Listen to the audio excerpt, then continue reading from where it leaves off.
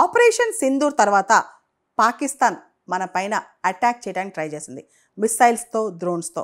ఆ టైంలో మన S-400 air defence missile system మనల్ని కాపాడింది, అన్నీ ఇంటర్సెప్ట్ చేసి న్యూట్రలైజ్ చేయగలిగింది అనమాట.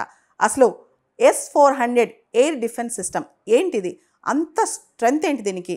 ఇది ప్రపంచంలోనే top most air defence system అని చెప్పొచ్చు అనమాట.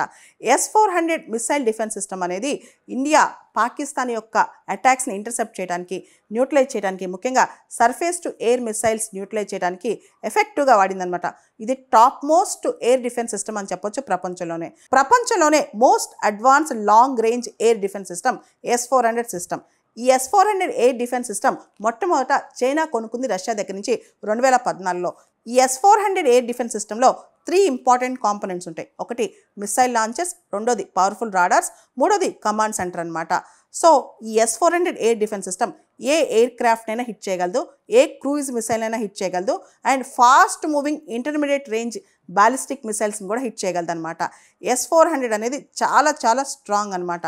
ముఖ్యంగా నాటో మెంబర్స్ కూడా S-400ని మేజర్ థ్రెట్, అంటే వాళ్ళ కేపబిలిటీస్కి పెద్ద థ్రెట్ అని ఫీల్ అవుతూ ఉంటారనమాట. S-400 all types of modern war ప్లేన్స్ని కూడా నిర్వీర్యం చేయగలదనమాట. దాదాపు 600 కిలోమీటర్లు 600 కిలోమీటర్స్ దూరంలో ఉన్న టార్గెట్స్ కూడా S-400 రాడార్స్ ట్రాక్ చేయగలం అనమాట. అది S-400 పవర్. 2018 అక్టోబర్లో ఇండియా $5 బిలియన్ వెచ్చించి S-400 రష్యా దగ్గర నుంచి 5 units of S-400 air defence systems కొనుక్కుందనమాట. భారతీయంగా దీన్ని సుదర్శన్ చక్ర అని పిలుస్తారు. అంటే దేన్నైనా మనం తట్టుకోగలం, దేన్నైనా తిరిగి కొట్టగలం, దేన్నైనా ఆపగలం అనమాట. ఇది భారతదేశం యొక్క సుదర్శన్ చక్ర.